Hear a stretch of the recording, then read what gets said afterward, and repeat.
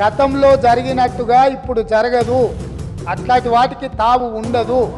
వాటిని సమూలంగా గతపు ఆనవాళ్ళను అన్నిటినీ సమూలంగా మొత్తం మార్పు చేసే బాధ్యత మాది అధ్యక్ష.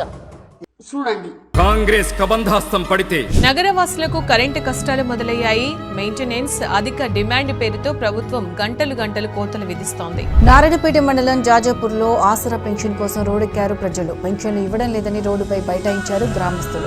అప్పుల బాధతో రైతు ఆత్మహత్య. పంట దిగుబడి రాక మీద పడిన 1.6 లక్షల రుణం, పెట్టుబడి సాయం అందకపోవడం, ప్రభుత్వ రుణమాఫీ చేయకపోవడంతో మనస్తాపం. పొలంలో పురుగుల మందు తాగి బలవన్ మరణం. 15 రోజుల కిందట తను చాలించిన మరో రైతు. ఇక చెప్పవా?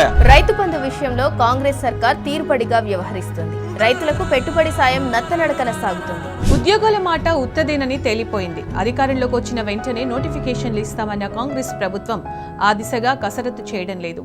మొత్తం మార్పు చేసే బాధ్యత మాది అధ్యక్ష.